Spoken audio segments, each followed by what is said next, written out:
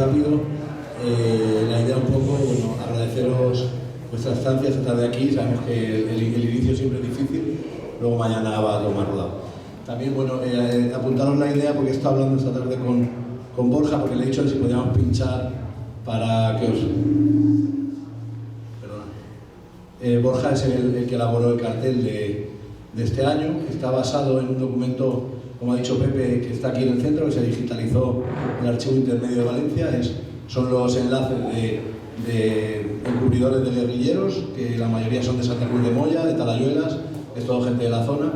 Y bueno, es un expediente bastante impresionante sobre la manera de tratar el régimen a toda la población local, que al fin y al cabo es el sustento para que la resistencia pueda llegar a realizar sus actos. Y la idea la basó un poco en los escritos de Walter Benjamin sobre cómo se genera la identidad de los pueblos y qué significa la identidad con este tipo de carnets, ¿no? Que es una foto, es un carnet de identidad a la hora de borrarles, ¿no? Un poco esa identidad les borra también la memoria y hacen que no se identifiquen con lo que están unidos ahí en esa causa, ¿no? Que es un poco la asistencia a la resistencia. Y bueno, disculpad también que no ha podido estar, porque él es un ilustrador que suele trabajar temas también de memoria histórica. Está ahora desarrollando un libro que se llama Más allá de calar, que es me estoy haciendo propaganda porque formo parte yo de la documentación. Es una historia también muy chula sobre lo que llaman el origen de la guerra en España, que fueron los sucesos de Yeste. Que Casas Viejas, sabéis que hay un centro de documentación gigante, pues lo que pasó en Casas Viejas no es ni comparable con lo que pasó en Yeste, ¿vale? Y también una historia bastante interesante, va a ser un cómic de 4 partes, y si no pasa nada, hasta Netflix parece que lo quiere comprar, puede estar bastante interesante. Bueno, un poco cambiando de tema, vamos a ser muy rápidos. En la intervención vamos a hablar, este proyecto se ha desarrollado entre 4 personas, sobre todo, han sido desde inicios, finales de 2023, como sabéis, se siguen realizando, o sea, hasta este año, hemos seguido realizando tareas para el Centro de Documentación y el CIGA, que mañana inminentemente se inaugura. Y bueno, pues yo voy a ser bastante técnico en la parte desde el punto de vista archivístico, en la parte desde el punto de vista de la accesibilidad, que es lo que principalmente a mí más me interesa en este sentido, que es dar accesibilidad a la documentación que tenemos. Porque podemos darle un carácter emotivo a la historia, pero la historia sin datos y sin información y sin técnica se convierte a veces no sabía cómo definirlo, pero bueno, en solamente emotividad. Necesitamos información real, científica e histórica para poder aportar para que llegue a un puerto científico, como puede hacer un investigador de áreas científicas, por así decirlo. Y bueno, un poco la idea es que se han desarrollado los 2 proyectos. El primero forma parte del 2022 también. Se llevaron a cabo 40 entrevistas del fondo que se hizo del fondo audiovisual, que generó la propia Gavilla del año 2008, 2012. Hay aquí mucha gente de Francia que en su día estuvimos en sus casas, que nos acogieron cuando fuimos a hacer las entrevistas, nos hicieron labores de enlace entre guerrilleros, entre guerrilleras, entre familias que habían tenido mucha importancia en la resistencia en Francia y también la resistencia contra el franquismo aquí en las guerrillas. Y bueno, pues de esa época está viniendo ahora, o sea, para que veáis que hemos tardado 12 años en procesar todo esto, porque no solo es una cuestión de ganas, es que es una cuestión de dinero. Es que hace falta dinero para llevar a cabo los trabajos, porque los tiene que hacer personal técnico. Por eso estamos hablando siempre desde este punto de vista, que no es a mí me gustan las tareas voluntarias, pero si no hay una persona detrás que le dé un punto de vista técnico, el voluntariado se puede convertir simplemente en una anécdota, ¿no? Una anécdota emotiva. Estamos hablando de memoria histórica y estamos hablando de memoria científica. Entonces vamos un poco hacia esto, ¿no? Esta es la segunda fase, es el proyecto 23, se ha financiado desde el Ministerio de las Ayudas de Memoria Histórica o Democrática. Como dicen, no sé si alguien ha visto ya en la web, están colgadas todas las del año pasado, se eligieron 20 testimonios de mujeres y 20 de hombres. Este año se eligen 15 de mujeres y 15 de hombres. También han dado menos financiación que el primer año. Y bueno, pues vamos a tratar de poner esto, resumiendo así rápido. Esto es la portada del proyecto. Han dado de 14.000 euros que pedimos, dieron 9.000 y se están terminando las tareas ahora. Está llevando Las tareas se están llevando a cabo desde el punto de vista de coordinación de equipos y de datos, una persona que es Eva Jiménez, que no ha podido estar hoy aquí, que es investigadora también, que ya el año pasado nos ayudó con el fondo de Lister, digitalizó casi todas las 1800 fotografías de Enrique Lister, y otra persona que está llevando a cabo una parte de edición, o sea que estamos 3 personas trabajando para 10.000 euros. Por eso os digo que los niveles de precariedad que estamos siempre en esa misma constante. O sea, no es que venga aquí a dar pena, pero que sepáis que desde aquí también aprovecho para decirlo, porque yo aparte de socio soy un trabajador de la gavilla, entonces es que hace falta dinero para ejecutar las actividades. Y bueno, que un poco deciros, este año se van a desarrollar eso, se han elegido otra serie de historias. La idea es que sacamos 3 copias, una copia para consulta en el centro. Estamos hablando que muchas entrevistas pueden tener 14 horas, hay que seleccionarlas, hay que sacar la información útil, hay que tener cuidado con alguna de la información que puede ser relevante o incluso ilegal, porque puede acusar a alguien de una cosa que no está demostrada. Entonces hay cierta información, igual que la documentación, que se pone en cuarentena hasta nueva orden, hasta que haya datos que aseguren o un documento que esa persona es quien es y no otra. Me refiero que a veces, como decía Pedro Pastor en las canciones estas, ¿no? de siempre mienten. A veces es que los testimonios mienten muchas veces. Y esa mentira a veces hay que ver que está pasando. No es mentira, puede ser fallos de memoria, puede ser principios de Alzheimer, pueden ser adornar la historia, pueden ser mil cosas. Y bueno, aquí vamos un poco también a analizar esos datos. Aquí pongo un poco que veáis, bueno, se sigue tratando el fondo local de Santa Cruz de Moya, que se hicieron un montón de entrevistas aquí a mucha gente de la zona, pues sabéis que esto especialmente fue muy azotado por las fuerzas de orden franquista. Y bueno, pues seguimos analizando las entrevistas como son las de Raúl Sánchez, las de Felipe Tortajada, y luego pues Pilar Alcoriza, que es la hermana del guerrillero, de Pedro Alcoriza, toda una serie también de entrevistas que no se terminaron en la zona de Tarragona, la zona de Barcelona. Se siguen analizando entrevistas también en la zona de Francia, que nos quedamos a medias, que tampoco se han terminado, como podéis ver ahí Fernández Gribafurio, hay toda una serie, bueno, también está Domenech Serra, Bielsa, que es en la zona de Cataluña, Miguel Núñez también zona de Cataluña, o sea que seguimos, no queremos cerrar el proyecto por zonas, sino en su día el proyecto fue Castilla-La Mancha, Aragón, Comunidad Valenciana, Cataluña y Francia. Y vamos haciendo 3 o 4 de cada zona, por no hacer solo una zona y que se vea la muestra. La idea es sacar una copia para el centro de documentación para consulta, que suelen ser 3-4 horas para gente que quiere investigar un tema en profundidad, una copia en HD, que es un formato para gente que quiera trabajar sobre este material a nivel audiovisual y quiera realizar un documental o televisión o una película, y luego una copia, un resumen, pues a nivel más pedagógico, enfocado a la web, que son 8 o 10 minutos de entrevista, que es lo más difícil quizá. Resumir 14 horas de la vida de una persona en 10 minutos, pues yo creo que es como la parte más compleja. Y bueno, voy a ir terminando. Esto es un poco la parte del año pasado que veis aquí. Luego en la web, el año pasado me acompañó Fernando en la mesa, que también hay una parte que Fernando, el que lleva la web, que vendrá esta noche o mañana, también lleva la última parte de volcado, la hace él, y se vuelcan y se ordenan un poco estas entrevistas en la web. En la web solo se consultan los resúmenes. La información completa se va a consultar dentro del CIGA, en el centro, en los espacios habilitados para ello, tras una solicitud normal de archivo. Bueno, y luego esto es un poco la primera fase del proyecto. La segunda, en la que está implicado Iván, que si quiere subir, que Iván, igual que yo, tiene doble tarea. Tenemos sonido y archivo. Iván, bueno, también ha sido como una maravilla encontrar a este hombre, porque llevamos 10 años intentando proyectar un espacio para, como lo que llaman, tener una habitación propia, tener una base de datos propia diseñada a nuestra medida, con nuestras necesidades, con las necesidades que tiene la Gavilla Verde, que tiene el centro, que tiene el museo, que puede estar ampliado a 1000 cosas. Entonces, la idea, ya tratamos en su día de localizar a una persona en Madrid que no lo iba a hacer, nos pedía 40.000, 50.000, 60.000, o sea, barbaridades de dinero, hacer una cosa a medida. Y hemos tenido la suerte que, aparte de grabar, también sabe hacer en matemático es ingeniero informático. Y entonces hemos tratado de juntar la parte científica, técnica de archivos con la parte científica y técnica de las matemáticas y de la ingeniería. Así que, bueno, también hemos recibido pequeña subvención con la que volvemos a trabajar a bajos costes. Por eso que desde aquí pedimos que quien quiera poner dinero, están dispuestos a la lucha siempre.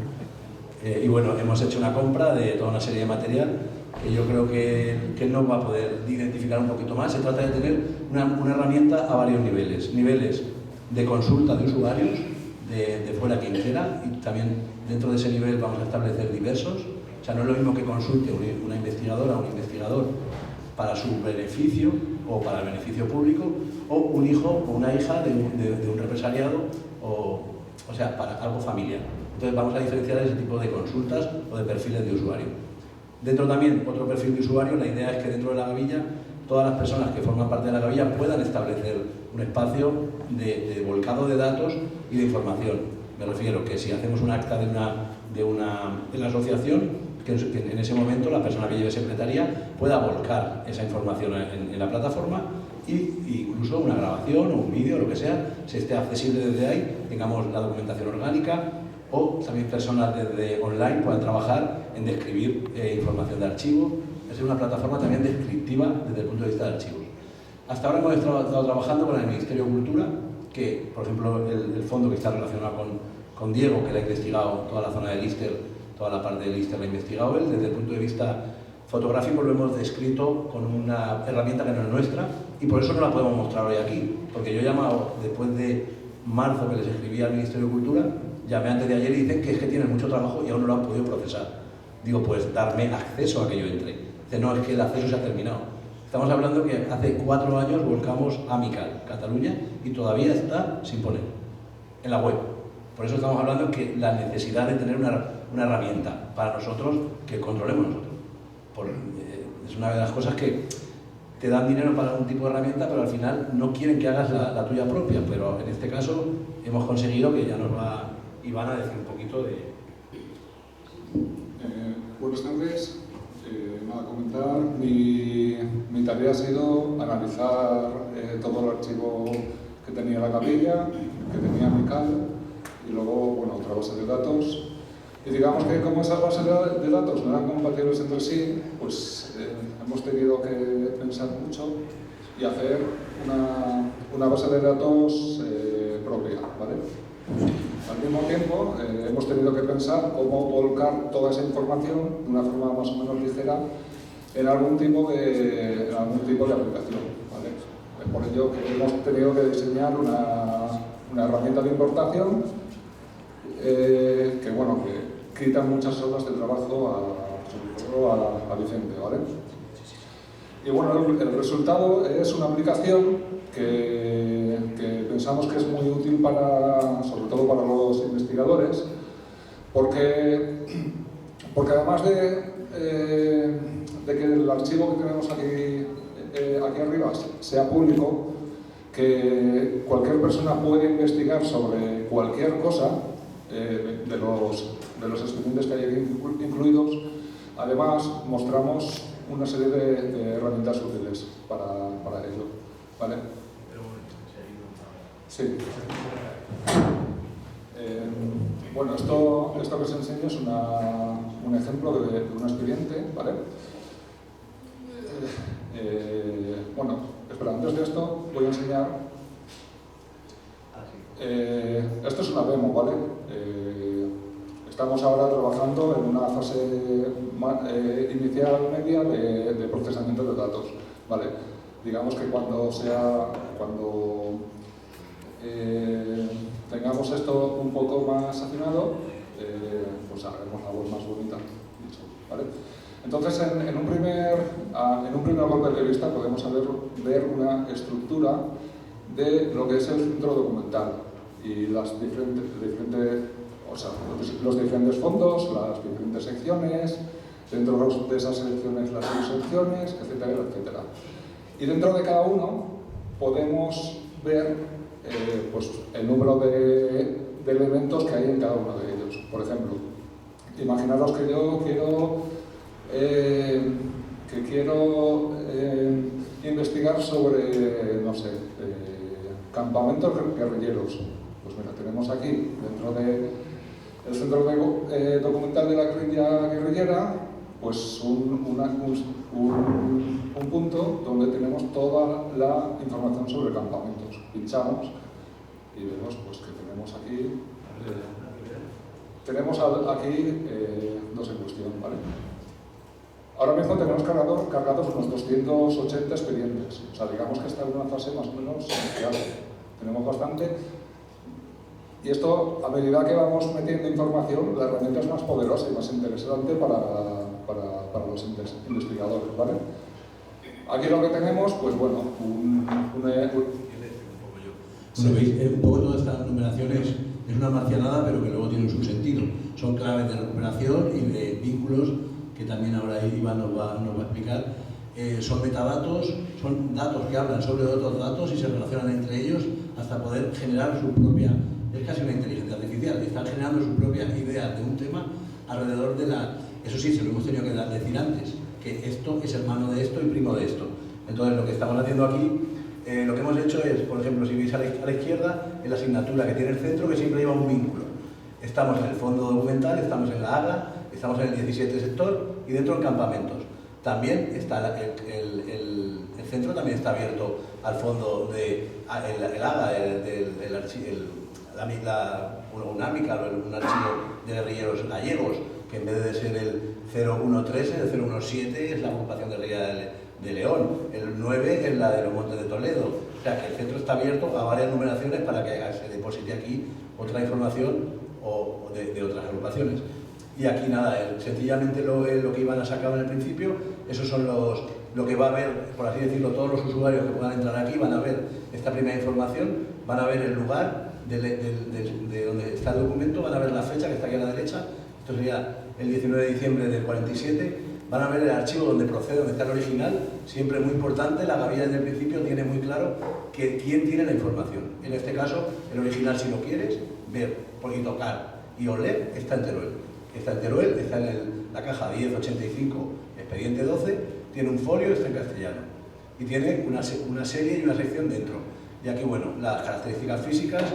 Y luego, esto quizás es lo más interesante de la herramienta, que sí que nos puede... que son el área de los metadatos, que es la parte, digamos, más propia que está generando la gavilla. Vale, en esta sección, bueno, tenemos varios descriptores.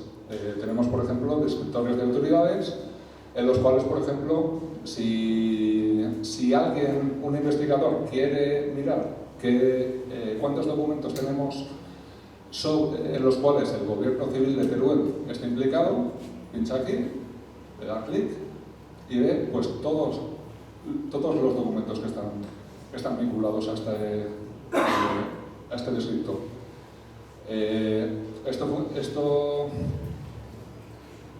Un momento, perdón, lo he perdido. Vale. Esto también funciona tanto para personas o como lugares. Por ejemplo, imaginemos que yo estoy investigando algo de este pueblo, Cabra de Mora. Pues pinchamos aquí y vemos todos los documentos que hay sobre ese pueblo. Esto es interesante porque, imaginaros, a lo mejor yo soy un investigador, quiero investigar sobre algo de mi pueblo, me meto aquí y digo, ostras, es que no hay un expediente únicamente, es que pasaron muchas más cosas, ¿vale? Entonces, por esa razón pensamos que esto es bastante potente. También tenemos otro índice que es relativo a materias. Tenemos aquí campamentos, enfrentamientos, persecuciones, y el funcionamiento sería igual. Sí, es que hemos estado estos días haciendo pruebas de la idea de que se carguen documentos, o sea, la digitalización bueno, creo que primero lo tienes de la sentencia. Sí, luego no. Pero hemos hecho la prueba, hay que colgar casi 800, 900 documentos, pesan un montón. Se están interviniendo, ya han sido intervenidos a nivel técnico de cambiarlos de formato, todo eso. Estas son digitalizaciones que se hicieron hace años en los archivos de origen. Y bueno, pues por ejemplo en este caso, que veis que baja, ¿vale? Ahí ya tenemos un documento que esto es una prueba de marca de agua que le hemos puesto así un poco para que se vea de quién es esto, pero no va a ser así tan agresivo. La idea es que si le das amplio para que vean que la calidad, ¿vale, Alfon? Sí. ¿Vale? La idea es que este documento tú lo puedes guardar, puedes investigar, puedes imprimirlo pero por ejemplo, si lo quieres publicar necesitas el permiso del productor. En este caso, el archivo de Teruel, si lo tuviera. Me refiero a que nosotros no damos permiso para publicar en libros. Nosotros facilitamos la investigación. Me refiero a que veáis el nivel de calidad que está cogiendo aquí. Sí. O sea que se ve bastante bien. Esto es a 350 y todavía no rompe el documento. En este caso es un documento que está digitalizado. Yo me imagino que el 100% de los documentos que tiene la capilla no están digitalizados. Pero aunque no estén digitalizados, habiendo estas referencias, pues puede venir un señor de fuera interesado en algún documento, puede venir aquí y como lo hemos clasificado con unos determinados parámetros, puede decir, quiero este papel. Entonces, o se puede proceder a digitalizar, o puede venir él y hacer una copia.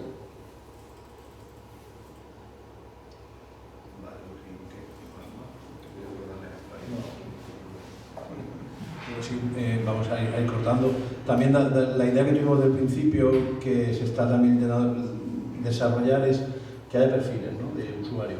Sí, hay un perfil público en el cual no se muestra toda la información, y hay otro perfil que es para investigadores, el cual podrá acceder, por ejemplo, a este tipo de información.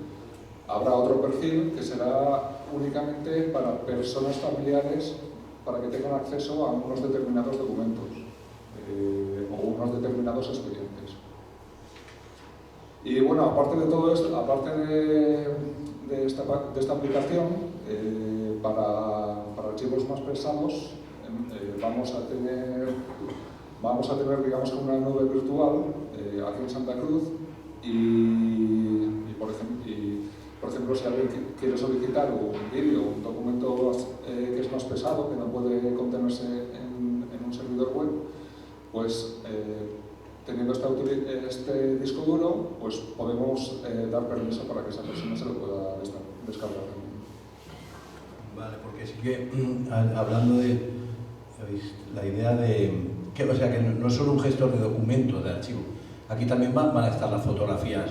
No sé, imaginar que alguien busca la palabra chaval y resulta que tú te hiciste una foto aquí con chaval y está dentro del archivo y está, pues dentro de chaval van a salir los expedientes que hablan sobre chaval, un vídeo donde sale chaval, el entierro de chaval, una fotografía de chaval de juventud, un documento cuando a chaval le dieron la nacionalidad española otra vez, un registro de un periódico donde habla de chaval y una foto tuya con chaval, todo bajo el mismo bibliografía. Me refiero que se trata de englobar, por eso no es un archivo, ni es un centro de documentación, ni es una hemeroteca, ni es un museo, es un poco un híbrido que hemos diseñado en torno a lo que ha ido depositándose en el centro y que sigue abierto a nuevos depósitos. Que por eso que desde aquí también os animo a que si alguien tiene archivos familiares o una cosa que considere que a lo mejor en su casa no le van a dar la importancia que merece o que le va a pasar algo y sus hijos, como muchas veces lo que hacen es tirarlo a la basura, pues si el fondo tiene una importancia desde el punto de vista de memoria, no solo de memoria republicana de resistencia, sino de memoria rural o de cualquier tipo de movimientos, pues es un buen espacio donde depositar la información. Eso también se trata. Y yo quería cerrar con un ejemplo que me acuerdo que una vez yo le pregunté a Salvador Fernández Cava, después de sus 2 tomos sobre la agrupación guerrilla de Levante de Aragón, los años que le había costado hacerlo y cuánto dinero le había costado, para saber qué podíamos hacer aquí en Santa Cruz. Y dice que más que la Casa de Valencia le había costado hacer los 2 libros. O sea, estamos hablando que una investigación de ese nivel a esta persona en 10 años se le han ido entre 50 y 60.000 euros. Pues digo yo que quizás es más fácil venir aquí a este pueblo, pasar aquí unas semanitas, investigar aquí tranquilamente, o primero traer un trabajo hecho desde casa, que lo puedes hacer con esta plataforma online, y pasar aquí una estancia y darse un paseo por la tarde. Y bueno, pues un poco así en eso. Y bueno, vamos a continuar también porque en realidad toda esta idea es lo mismo. Por ejemplo, uno de los previos, sin abrir todavía el centro de investigación, se acercó Diego Ruiz Panaderos, un estudiante, bueno, ya terminaste, de historia.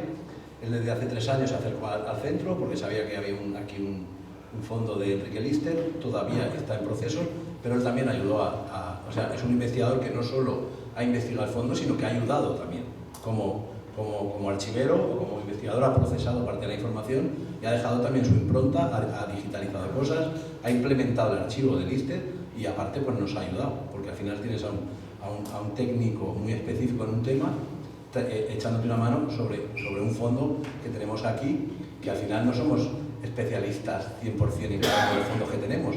Intentamos que gente, como digo, que son especialistas en materias, lo traten. Entonces él también nos va a hablar un poco. Yo creo que es el tercer año, ¿no?, que venimos trabajando. Lleva 4 años trabajando en la tesis del ISTER y yo creo que nos va a dar novedades y sobre todo yo creo que nos dará la definitiva, ¿no? Te lo pongo aquí, un segundo.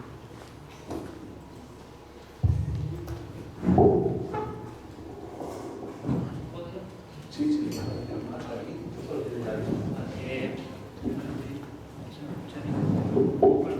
Simplemente, en primer lugar, muchas gracias a Vicente por estas palabras y también, bueno, a la Gavilla por haberme invitado a participar en estas jornadas.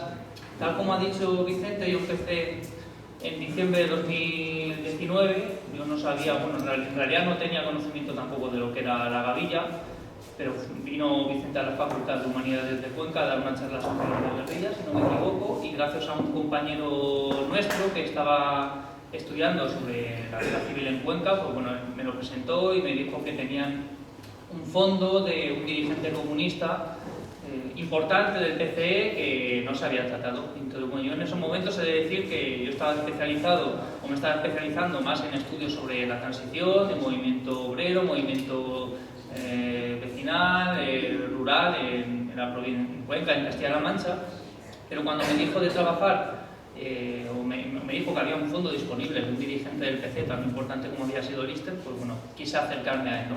Entonces, a partir de ese primer acercamiento, ya vinimos en enero de 2020, unos meses antes de la pandemia, y a partir de ahí, bueno, pasamos aquí varios días haciendo una digitalización muy intensa, ¿no?, con los medios que había, porque obviamente no era una digitalización muy buena, sino utilización de móviles y de cámaras portátiles para hacer fotografías para yo poder trabajarlo. Entonces, bueno, si hubiese otros medios, mejor dicho, pues sería más sencillo venir aquí a investigar tranquilamente con otro tipo de materiales, ¿no?, que simplemente venir a darte la panzada de hacer fotografías y demás. Si hubiese un centro como está con el camino que está yendo ahora, pues eso vendría muy bien para futuros investigadores e investigadoras que quieran venir a trabajar sobre el ISTER, la guerrilla, etc. Entonces, bueno, en realidad lo que podéis ver aquí es investigar con el fondo Enrique Lister. Lo he querido poner así porque en realidad mi tesis empezó pretendía estudiar la cultura política comunista de española a través del PCE desde los años 10-20 hasta los años 80-90. Finalmente he tenido que ir cambiando los años de estudio porque, bueno, estas cosas pasan cuando haces una investigación, empiezas con una idea y luego con el paso del tiempo la vas modificando. Entonces, he tenido que el estudio finalmente no se centra en la biografía de Enrique Lister, no va a resultar una biografía, aunque luego de eso hablaré al final, pero sí que toma en gran medida la figura de Enrique Lister como eje de la narración en muchos de los casos, ¿no? Porque al final fue una figura importante del partido en múltiples facetas, no solamente la militar, también ocupó cargos o tuvo cargos importantes en otros aspectos, como fue el Consejo Mundial, en el Consejo Mundial de la Paz, que ahora diré unas palabras. O sea, fue una figura bastante más polifacética, ¿no?, de lo que normalmente se ha querido mostrar, ¿no? Principalmente, bueno, se le conoce por dos cosas: por ser el militar de la guerra civil y luego también por ser el archienemigo de Santiago Carrillo, ¿no? Pero también en esos dos extremos había múltiples facetas y yo algunas de ellas las he querido estudiar en mi tesis doctoral. Bueno, quizá algunas de estas cosas haya personas que os suenen porque en la transmisión que hicimos en las jornadas de la Gavilla que hicimos en 2020, que fueron online, bueno, pues yo estuve exponiendo cuál iba a ser mi proyecto doctoral, cuáles eran las ideas que perseguía, que era lo que me motivaba a trabajar la biografía de Enrique Lister, ¿no? Entonces, hay algunas cosas que han ido cambiando, hay otras que las han mantenido, pero básicamente, bueno, acabo de decir quién fue Lister, ¿no? Entonces esto se ha sido un poco redundante, pero por si hay alguien que no lo sepa, ¿no? Enrique Lister fue un militar republicano que estuvo en su juventud, vivía en Galicia, se trasladó luego a Cuba, posteriormente regresó a España, tuvo que salir nuevamente de España y fue enviado a la Unión Soviética, donde en Moscú se formó como militar, pero también trabajó en la construcción de la primera línea de metro en Moscú. Allí recibió conocimientos militares, luego regresó a España y ahí fue donde se formó, bueno, esa faceta principal que es como militar, ¿no? De milicias, que acabó siendo coronel del ejército republicano, que él autodenominado general. Eso sería ya quizá una cuestión más técnica para debatir, pero también es cierto que recibió el nombramiento de general honorario de varios de los ejércitos, del ejército soviético, polaco y los más ucraniano y yugoslavo, me parece, si no recuerdo mal, puede que me equivoque. Bueno, fue aparte de militar republicano, también fue dirigente del Partido Comunista de España. Aquí se le puede ver con una serie de dirigentes internacionales como Brezhnev, Ceausescu, que, disculpa que no se vea muy bien, pero pensaba que se iba a ver más grande. Bueno, simplemente esto lo he puesto para que unas pequeñas muestras, por si alguien no sabe quién fue Enrique Lister, y que ha cobrado bastante importancia en lo que ha sido mi tesis doctoral al final, que no lo he dicho, pero yo lo que hago es estudiar cómo el Partido Comunista de España, de principios de la Guerra Fría hasta 1959-1960 aproximadamente, utiliza el concepto de paz para luchar contra la dictadura franquista, ¿no? Y sobre todo, entonces lo que hago es centrarme mucho en el ámbito internacional y ver cómo el PCE utiliza algunos de los espacios internacionales de movimientos prosoviéticos, como fue el Movimiento por la Paz, ¿no? Que recibe varios nombres. Bien, este es el fondo, archivo Enrique Lister, como podéis ver, consta de muchísimas secciones. La verdad es que en total creo que tiene como 84 cajas, 80 y algo cajas, además de otros materiales extra también de premios que recibía a lo largo de su vida, trofeos y ese tipo de cosas. Es bastante profundo, ¿no? Con lo cual, pues bueno, yo obviamente he trabajado una parte, me he llevado muchísimo material a casa, pero no he podido ni mucho menos trabajar todo. Aquí, bueno, podéis ver todos los que tiene del PCE, que son en gran medida copias del archivo que hay en Madrid, pero también tenemos documentación del PCOE, que está así, es única en algunos casos, ¿no? Y contiene de congresos y de correspondencia con otras secciones que tenía el PCOE dentro de España y fuera de España, fundamentalmente también en Francia. Luego la parte de hemeroteca, documentación gráfica, publicaciones, Consejo Mundial de la Paz, que es el que más he trabajado. Estos que veis aquí en amarillo son los que yo he tenido la oportunidad de trabajar más en profundidad.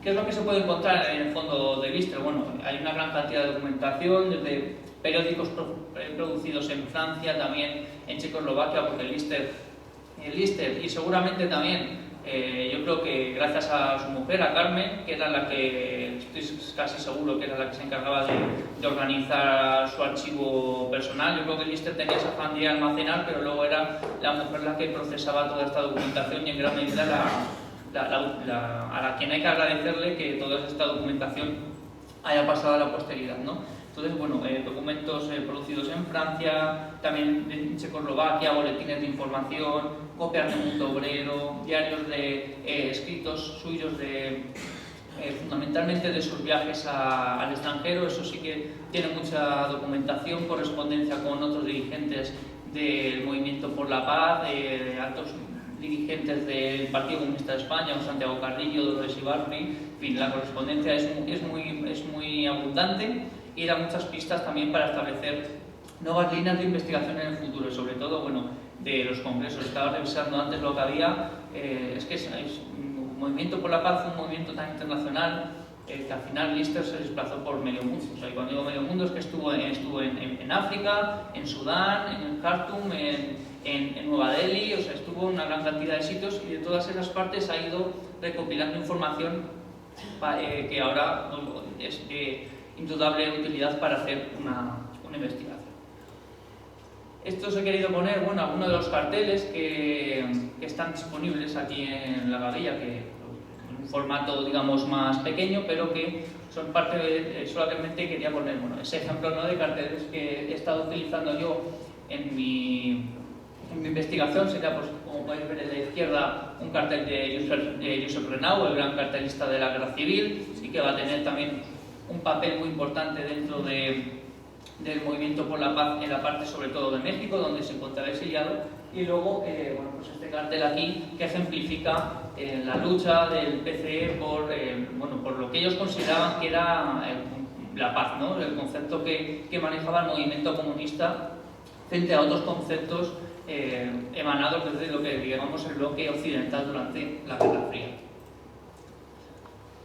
Bueno, lo que decía antes, esto simplemente por dar algunas pequeñas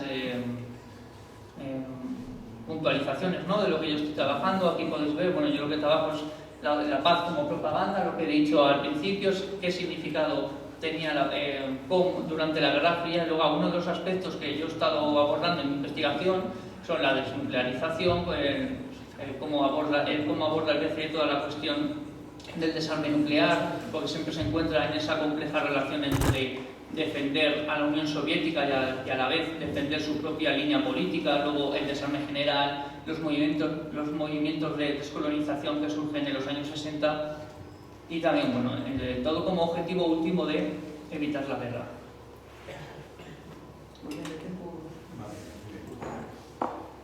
Lo que he dicho antes del Consejo Mundial de la Paz, que es al final el aspecto que vertebra mi investigación, fue básicamente una plataforma que impulsa la Unión Soviética en agosto de 1948 y que lo que pretende básicamente es impulsar su agenda política, ¿no? Entonces, en un momento en el que se está desarrollando la Guerra Fría, que la URSS todavía no dispone de armamento nuclear y que todos se mueven en un ambiente mucho más discursivo, ¿no?, que real, bueno, discursivo que real, no, en el que el discurso cobra una gran importancia como herramienta para intentar atacar al rival, ¿no?, y presionarlo, se crea este Consejo Mundial de la Paz, que va a contar con la participación del PCE, pero también luego del Consejo Español de la Paz, ¿no?, que es un organismo que se crea en 1949 y que tiene la colaboración del exilio republicano, de gran parte de izquierda republicana, de otros partidos republicanos, del PSOE, también incluso de cenetistas, y que va a estar sobre todo vertebrado por el PCE. Entonces, bueno, yo lo que he intentado sobre todo es estudiar este Consejo Mundial de la Paz, que se desarrolla, no se ha eliminado, sigue existiendo en la actualidad, y que, como he dicho, bueno, intentó influenciar la política estadounidense. Se trataba de una estructura de movilización de masas que en los países del bloque soviético, del bloque socialista, tenía gran capacidad de movilización, pero que se intentó también que en los países occidentales movilizara a la opinión pública contra la dictadura franquista, ¿no? Porque al final el objetivo último del PCE en todas estas estructuras era, por una parte, defender a la Unión Soviética, quien se consideraba que era el paladín de la libertad y la democracia, pero por otra parte también lo que pretendían era atacar a la dictadura franquista y conseguir que se obtuviese un reconocimiento de las estructuras republicanas, pero también, como he dicho, bueno, derribar a la dictadura de Franco y aglutinar también a todo ese exilio antifranquista en un solo movimiento, ¿no? Esto en Francia, por ejemplo, va a ser un centro muy importante de este movimiento por la paz. Bueno, lo que acabo de decir, el Consejo Español de la Paz, que es también uno de las estructuras que he estudiado y las que Enrique Liste va a tener gran relevancia. He puesto, bueno, aquí simplemente un par de imágenes para que podáis ver. En la imagen de la izquierda se puede observar, si no me equivoco, en la izquierda es Félix Montiel, en el centro Wenceslao Roces, ambos del PCE, y luego Honorato de Castro. O sea, que al final la España republicana, en estos primeros congresos que tienen lugar del Consejo Mundial de la Paz, va a tener, digamos, una presencia bastante destacada. Luego, con el tiempo, se va a ir diluyendo. Y en la imagen de la derecha, esta de aquí, podemos ver a Picasso, ¿no? Porque Picasso era un activo muy importante de este movimiento por la paz y el CED, el Consejo Español de la Paz y el PCE también trató de utilizar este tipo de figuras en su lucha contra la dictadura franquista. Es que, bueno, al final el CEP, como podéis ver, estuvo distribuido por lo largo y ancho del mundo, especialmente en Iberoamérica, también Estados Unidos y en Francia, Checoslovaquia y algunas partes de Europa. Lister, todo esto está relacionado con Lister, ¿vale? Porque al final el Lister era como el enlace, digámoslo así, entre el Consejo Español de la Paz, una parte que estaba en América y otra parte en Europa. Entonces Lister tenía ese papel un poco de intermediador, de organizador entre las dos secciones. También porque, bueno, como tenían tantos contactos con el movimiento por la paz que estaba dirigido por los soviéticos, Lister tenía también un poco ese rol de hacer de enlace entre ambos movimientos y de organizar y demás. En cuanto a las posibilidades de estudio que hay, ¿no? Por el caso de que las nuevas generaciones de investigadores que vengan a trabajar esto, son, bueno, como podéis ver aquí, el estudio de la paz en el movimiento internacional. He de decir que gracias al archivo de Lister me ha facultado visitar muchísimos países, he podido investigar en distintos sitios. El archivo es tan abundante que me ha permitido también ir a investigar. Estuve en Cuba en una primera instancia, luego he estado en República Checa también investigando sobre los antiguos archivos checoslovacos. También me ha facultado ir a realizar ponencias a otros países, con lo cual es muy abundante y yo creo que en el futuro también va a permitir que incluso que gente que posiblemente también del extranjero incluso pueda venir a visitar este archivo y a darle difusión. Bueno, simplemente quería destacar esto de la internacionalización de la lucha antifranquista y la construcción de redes de solidaridad, que yo creo que son aspectos también que se van a poder investigar a través del archivo de Lister, también obviamente conectándolo con archivos de otras partes del mundo. Ya simplemente para ir concluyendo, simplemente quería decir, bueno, que a lo largo del siglo XX muchas veces se ha dado prioridad en los estudios históricos, se dio prioridad a las estructuras, ¿no? Y prestar atención a la ciencia individual, como es en el caso de personas como Lister, que eran políticos y tenían mucha documentación y eso ha hecho más fácil rastrear su movimiento, ¿no? Pero gracias al estudio de estas figuras individuales se pueden establecer estudios y conclusiones mucho más generales, ¿no? La ciencia individual al final resulta importante también para saber cómo se desarrolló la lucha antifranquista en este caso. No solamente prestar atención a aspectos, por así decirlo, estructurales. Me gustaría finalizar diciendo un par de cosas, bueno, para no excederme ya de tiempo. En primer lugar, aunque la tesis no haya sido de Lister, pretendo, en colaboración también con mi director de tesis, hacer un libro sobre Enrique Lister. Entonces, esto está todavía por ver, porque se tiene que presentar la propuesta, a una editorial, todavía no sabemos muy bien cuál será, pero pretendo en los próximos 2 años quizá, a lo largo del año que viene, poder empezar con esta tesis sobre este libro sobre Enrique Lister, de manera que quizá en 2025 lo veo improbable, pero quizá en 2026 me sea posible hacer aquí una presentación del libro. Y luego, bueno, simplemente destacar la importancia que tiene este archivo, que me hubiese gustado que se ampliara con la parte que tenía el hijo, Enrique Lister López, fallecido hace unos pocos meses. Tuve contacto con él en 2022, pero desgraciadamente pues no pude, una sucesión de acontecimientos hicieron imposible que fuera, y me hubiese gustado ir para dialogar con él también personalmente y ver, bueno, plantearle la posibilidad también de que sus archivos se unieran a estos. No se sabe qué pasará en el futuro con el fondo de Lister, pero habría que intentar la otra parte del fondo de Lister, que tiene la familia de los Lister, ¿no? Que estaría muy bien, la verdad, que se integrara aquí y que ampliase todo ese archivo. Y yo creo que voy a acabar ya, que no me quiero comer ya más tiempo del siguiente ponente. Muchas gracias.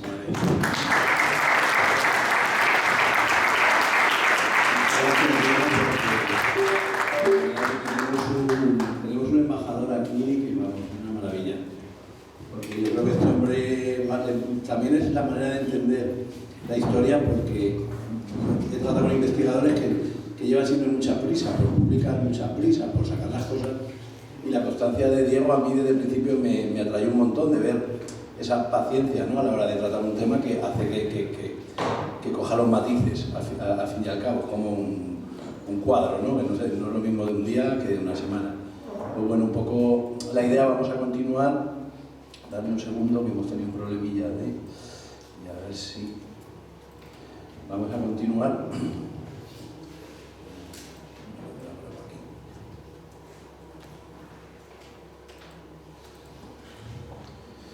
Bueno, como vemos, el tema de la guerrilla aquí en esta mesa ha pasado, pues yo creo que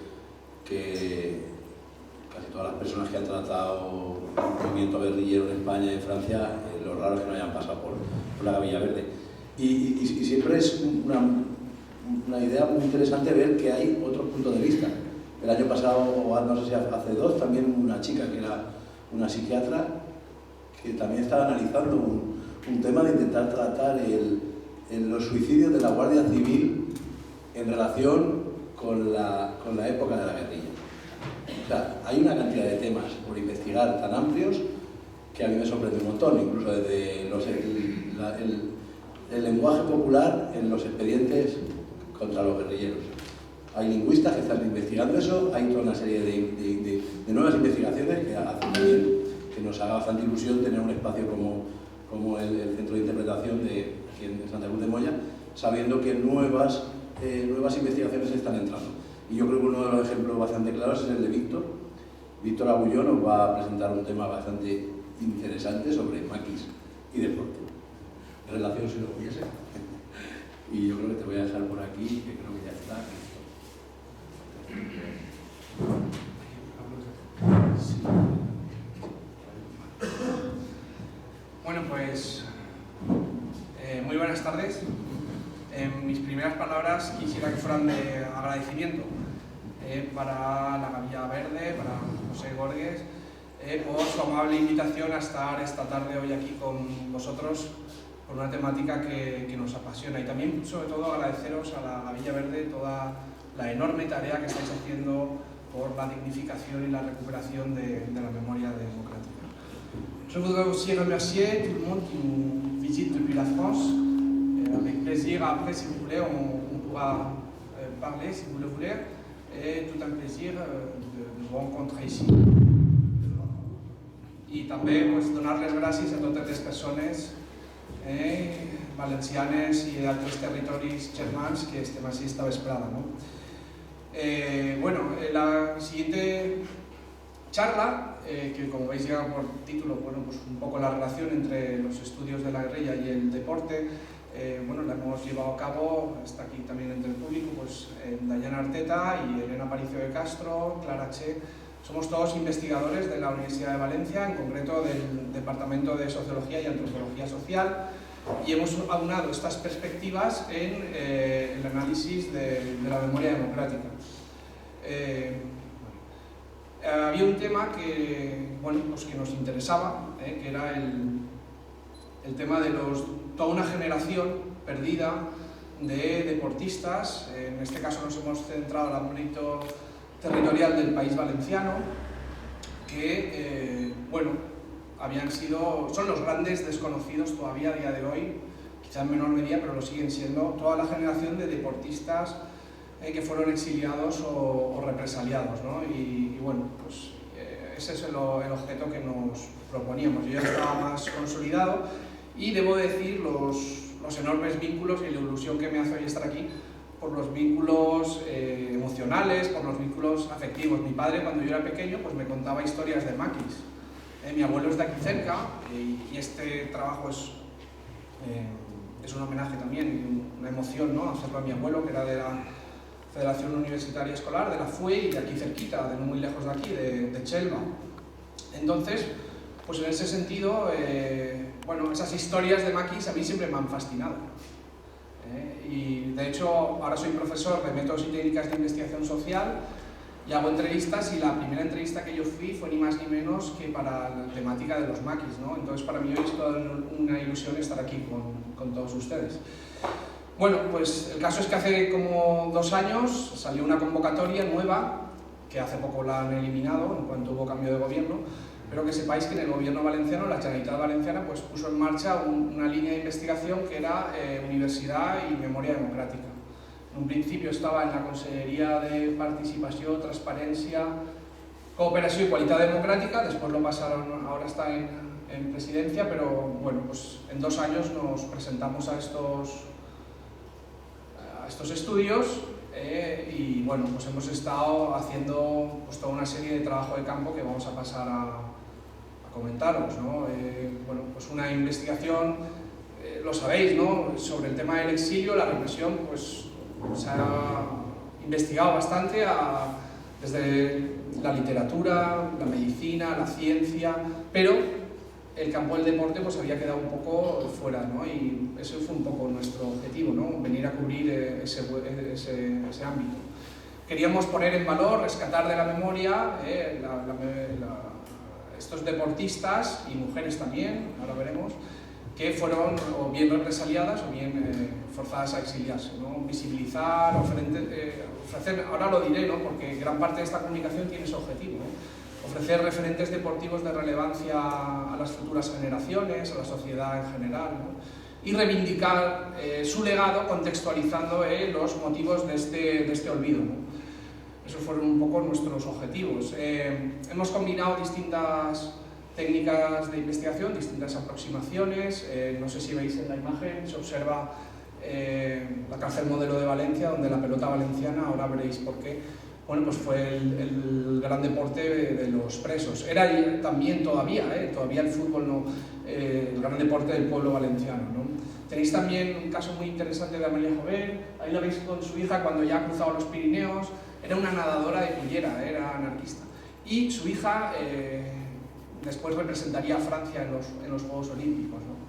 Bueno, pues hemos complementado, como comento, una serie de aproximación hemerográfica, vaciado de la prensa escrita, Mercantil Valenciano, Levante, Fragua Social, también trabajo de archivo y sobre todo, y muy especialmente, fuentes orales, ¿no? Entrevistas a familiares, a descendientes, especialistas, cronistas, asociaciones de memoria democrática. En el marco de este estudio vinimos aquí, porque teníamos la sospecha, y sigo teniéndola, y espero que salgan más. El problema es que me ha cogido un poco, estoy muy contento de haberlo hecho, pero claro, ya no he podido hablar con descendientes directos, pero sí que me han llegado muchas referencias de que hubo guerrilleros, hubo maquis que habían practicado deporte antes de dedicarse de verse forzados a ir al mar. Bueno, contextualizar brevemente cómo estaba el deporte, ¿no? en estos tiempos, ¿no? Evidentemente no tiene la trascendencia, la proyección social que tiene a día de hoy, pero sí que los años de la República sí que supusieron un antes y un después, es decir, esos deseos de regeneración democrática, de igualdad, de emancipación, van a tener una trascendencia en la sociedad española y, bueno, pues representaban la modernidad.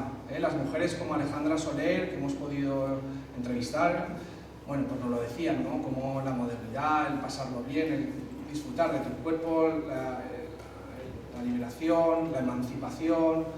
Y en el caso de los universitarios, de la Federación Universitaria Escolar, pues eran estudiantes con muchas inquietudes, habían viajado bueno, pues básicamente que lo consideraban ya desde el punto de vista de la salud, que hoy se reivindica tanto, ya eran unos enormes avanzados a su tiempo. De hecho, a nivel deportivo, como sabéis, tardaremos 30 o 40 años, 30 años, prácticamente hasta la democracia, para volver a estar al nivel que estábamos en la República, ¿no? En los años de la República. Bueno, hubo deportes y deportistas, hubo 2 deportes, la pelota valenciana y el boxeo, que fueron los que más se significaron con el bando de la República, también con los festivales benéficos durante la Guerra Civil. Hay muchísima más actividad por ahí, gente que se piensa que hubo un parón deportivo y nada más lejos de la realidad, hubo muchas actividades y ahora, aunque nos cueste 80 años después, pero no sé, como lo saben, hace poco se le reconoció al Levante oficialmente la consecución de la Copa de la República. Al Sevilla se lo habían reconocido como, bueno, enseguida. Al Levante han tardado 80 años, pero poco a poco pues vamos consolidando pasos, ¿no? Ahora veremos también, descubrimos como algunas figuras que estamos reivindicando desde ese sentido, ¿no? Y bueno, pues lo que les decía, ¿no? Algunos de los grandes deportistas que son los grandes desconocidos del deporte valenciano: el Tigre de Alfara, que se tuvo que exiliar a Argentina, y no fue hasta... se silenció, las autoridades del régimen, por ejemplo, silenciaron su campeón del mundo, silenciaron su muerte, y no fue hasta 15 años después que se conoció su muerte. Bueno, grandes deportistas, ¿no? Teníamos también los precedentes que durante la guerra, bueno, pues hubo algunos batallones deportivos, los batallones ciclistas, el batallón alpino de Guadarrama. Ya se empezaba a ver, como ocurre, como vamos a ver ahora con los maquis, que, bueno, pues aquellos que eran deportistas, bueno, pues tenían unas cualidades físicas, como se va a ver en toda Europa después, muy especialmente en Francia. Tenían unas cualidades físicas que les hacían diferentes, ¿no? Les hacían especiales de cara a la guerra, ¿no? Por su constancia, cómo habían forjado el carácter. Es decir, estaban muy preparados, como luego va a acontecer en la Segunda Guerra Mundial, para poder desempeñar bueno, enormes labores, ¿no? O ser llamados a ser algunos líderes. Es una lástima porque, claro, yo he visto Estados Unidos, ahora veremos, ¿no? Ahora voy a presentar algunos personajes que en Estados Unidos tendrían series de Netflix. Y aquí en España pues todavía son desconocidos, y creo que entre todos debemos de intentar pues darlos a conocer, ¿no? Sus vidas y sus obras y lo que representaron, ¿no? Tienen lo que les comentaba del batallón de Guadarrama.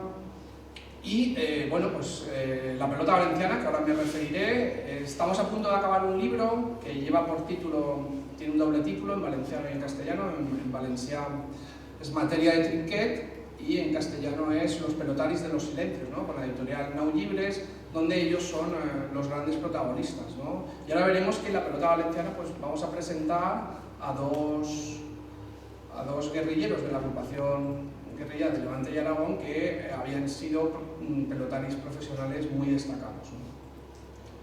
Y bueno, en esta relación, que evidentemente los maquis no tenían una vocación deportiva, pero como todos ustedes saben, eran los mejores conocedores de nuestras montañas, nuestras sierras, y no había nadie que las conociera tan bien como ellos. Sí que veremos que en el caso de Cataluña es interesante, como muchos de ellos sí que van a actuar de enlace para cruzar la frontera, pero bueno, ahora lo vamos a enlazar con el presente, ¿no? Con las capacidades, con las potencialidades que tendría quizás incidir más también de manera intergeneracional en las posibilidades que nos ofrecería todo el tema que tiene que ver con el senderismo, con el excursionismo, con las carreras de montaña, el trail, para reivindicar y divulgar la memoria, en este caso, de los guerrilleros antifranquistas. Siempre buscando la complicidad de entidades memorialísticas o instituciones deportivas. Bueno, el primer gran personaje de esta charla lleva por título Enrique Georgakopoulos Teja. Bueno, Enrique Georgakopoulos, tuvimos la suerte de que el Consejo Valencià de Cultura nos publicó hace 2 años un libro que he escrito junto con mi padre, con el que me enorgullece de trabajar, y que llevaba por título Los orígenes del rugby en Valencia. Y es un homenaje a Enrique Georgakopoulos, que fue el primer internacional del rugby valenciano, ¿de acuerdo? Y cuya memoria pues hasta hace poco no solo no había sido conocida, sino que había sido el primer internacional valenciano, pero como era republicano la habían borrado de los registros históricos de la Federación Española de Rugby, y ahora estamos todavía en el proceso de intentar que se le vuelva a reconocer. Es decir, como saben, el régimen luego borró marcas y borró reconocimiento, como el del Levante, como el de estos jugadores, ¿no? Enrique, bueno, pues él es de origen, su padre había sido cónsul de Grecia aquí en Valencia, y bueno, pues es una familia de muchos hermanos, de clase media, muchos hermanos, pero que van a ser unos entusiastas del deporte. Enrique va a pertenecer a la Federación Universitaria Escolar, y sobre todo nos lega, además de practicar muchos deportes, porque estos atletas de la FUE eran atletas integrales, igual que practicaban rugby, pues practicaron también boxeo, que quedó campeón universitario, Enrique, atletismo, natación, concebían el deporte como una herramienta también de formación del espíritu de las personas, ¿no? Y de ese trabajo en equipo, esa solidaridad, esa constancia, esa disciplina en que van a trabajar. Y bueno, pues Enrique, como les digo, el primer gran jugador de rugby valenciano. Nos deja también para la posteridad el primer reglamento escrito del rugby. Son documentos excepcionales. Alejandra Soler, que lo conoció, lo comentaba que era el divino. Ya fue un precursor, lo que decíamos, de la igualdad. Entrenó al primer equipo femenino de mujeres deportistas. ¿De acuerdo? Era profesor de educación física, era médico. Y sobre todo destacaría que fue, bueno, tuvo que luchar en el frente, pero fue guardaespaldas y secretario del presidente Negrín. Iba a ser con él con el que se tuvo que exiliar a Francia. En concreto, pues, bueno, le vi a Jols, a la región de Lot, de L'Ariège. Ahí es donde él se va a establecer, donde va a fundar una imprenta, y bueno, ahí tenemos la pena, ¿no? De que no tenemos todavía toda la confirmación documental que nos gustaría, hay varias versiones, pero bueno, al parecer pues fue un ajuste de cuentas. Él era una persona excepcional, una calidad humana inmensa. Por desgracia, no todo el mundo que coincidió allí, había pues auténticos sanguinarios y auténticas personas. Y bueno, pues estaba llamado a ser una de las grandes personalidades de la resistencia y al parecer por diversas envidias, pues en un ajuste de cuentas entre guerrilleros españoles. Él fallece en el 44, esas primeras noticias no las datan de los años de 1950. Hay versiones contradictorias, pero bueno, ahí sí que encontramos que el doctor Henri Georges Gacopoulos y le asesiné, ¿no? Bueno, pues una pena, ¿no? Porque es uno de los personajes que más pensamos que debemos de reivindicar, ¿no? Bueno, este es uno, Enrique Georges Gacopoulos, en este caso vamos a decir del rugby, y a continuación pues voy a presentarles brevemente les decía anteriormente que la pelota valenciana fue uno de los deportes que más se significó. Me han llegado bastantes referencias orales de que hubo más maquis pelotaris, pero bueno, aquí les presento a dos que sí que hemos podido documentar que formaron parte del AGLA. El primero de ellos es Fenoy, de Torrent. Él nació en 1903, es Enrique Fenoy Garrigues, Buñago de apodo. Y bueno, pues lo definían como uno de los jugadores en la demarcación de Michel, y bueno, decían que era un jugador temperamental, que tenía una enorme bolera, lo comparan con Grau en la actualidad. Siempre estaba en la nómina del Trinquet de Pelayo entre el 31 y el 39. Había participado anteriormente en festivales benéficos por causas solidarias también para la Iglesia, y bueno, pues estuvo de miliciano en el Comité Ejecutivo Popular de Torrent, estuvo en el frente de Teruel, en la columna de hierro, y bueno, intentó exiliarse en el puerto de Alicante. Allí lo van a apresar, pero del campo de concentración de Albatera logró escaparse en unas de estas de película. Y a partir de ahí, su familia era originaria de Cortes de Pallás, y a partir de ahí, bueno, pues entró en contacto con el AGLA y estuvo durante 10 años, muy especialmente, no siempre estuvo en Cortes de Pallás, muchas veces también estaba escondido, y con los familiares que hemos podido hablar nos remarcaron que perdió la capacidad del habla. Perdió. Y que, bueno, pues también nos comentaron que el músico Pau Casals fue uno de los que le ayudó en su exilio, primero en París y después se estableció en el sur de Francia.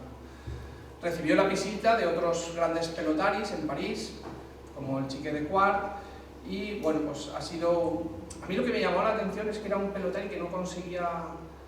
Yo me dedico a investigar la historia de la pelota valenciana y era como un fantasma, porque hasta que he conseguido dar con que estuvo como maqui me ha costado, me ha llevado años, muchos años para poder finalmente dar con un paradero, y algunos familiares en Francia. Ha sido bastante difícil.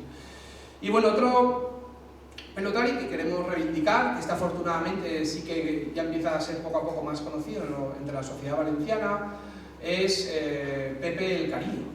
el que está considerado uno de los grandes jugadores de la historia de la pelota valenciana en la modalidad del raspall, que en este caso es propia de las comarcas centrales valencianas. Él era de un pueblo que se llama Rafelcofer, en la comarca de la Safor, muy cerquita de Gandía. Provenía de un origen humilde, sus padres eran labradores, y bueno, pues pronto sintió, como tantos jóvenes, pues predilección por el joc de pilota, por la pelota valenciana. Y en Rafelcofer, de hecho, es un trinquete que si vamos por la P7 se ve todavía mucho, se puede observar mucho desde la carretera, y él estuvo en la partida inaugural. Y debo decirles que, bueno, incluso más adelante, ¿no?, cuando ya estaba como roder, como maqui, participó en una partida en la cual estaba la Guardia Civil esperando a detenerlo, y no sé si han visto Evasión o Victoria, el público entró en el trinquet y no lo pudieron detener. Tenía muchos amigos, él se movía más sobre todo por la zona de la Marina, de la Safor, del Comtat, esa zona que es muy... Pero, bueno, pues está considerado como un héroe popular, tenía una izquierda prodigiosa, lo recuerdan como uno de los mejores jugadores de la historia del raspall. Tiene un libro que ha editado Romera, Víctor Labrado, No matarás. Recientemente también en alguna obra de teatro, todo esto es bastante reciente, pues bueno, pues también se conoce su figura, ¿no? Bueno, pues una delación fue lo que hizo que los detuvieran, y fue fusilado en el cementerio de Paterna en 1950.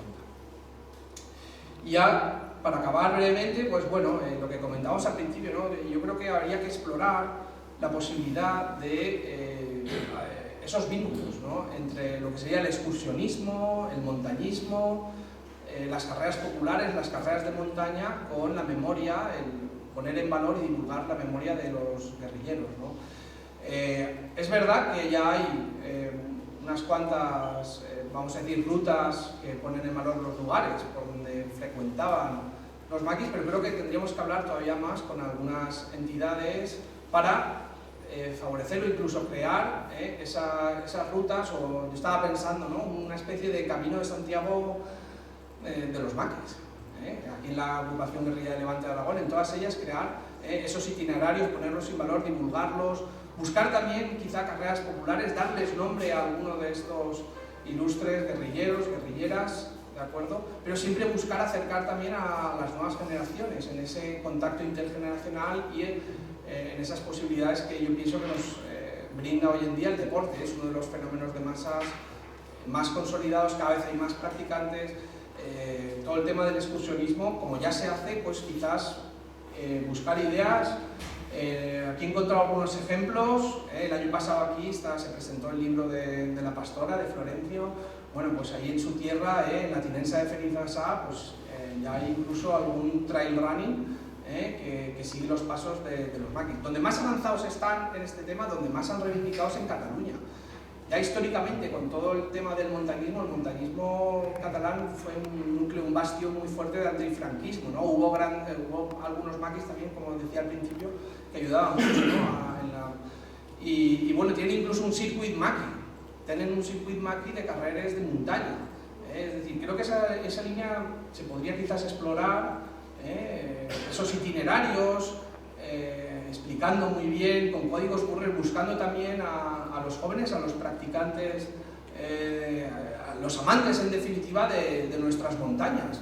Buscar también, intentar recuperar esas sendas, esos caminos y balizarlos, crearlos con rutas maquis, ¿no? He ido buscando, hay algunos ejemplos loables, pero quizás podríamos intentar darle un mayor protagonismo. Incluso en Francia hemos encontrado también marchas, trails, que llevan asociados la memoria de los maquis. Tenemos también incluso carreras de bicicletas, entidades memorialísticas también lo promueven y lo favorecen bastante. Ahí tenéis el ejemplo de Terra de Maquis, vuelta al Bages. Bages ha sido una de las grandes comarcas catalanas que más bueno, pues se significó, aquí también, con la Gavilla Verde.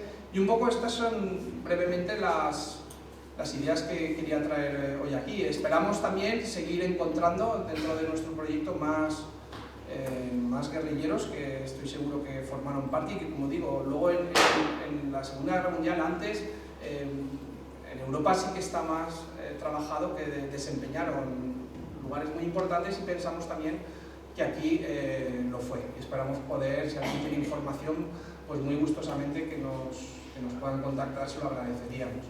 Quisiéramos agradecer una vez más a los compañeros de la Gavilla Verde su amable invitación, a todos los familiares que nos han venido ayudando, y bueno, pues si alguien quiere contactar, dejamos aquí nuestros correos electrónicos, nuestros contactos para futuras colaboraciones. De nuevo, reiterar nuestro agradecimiento y un placer.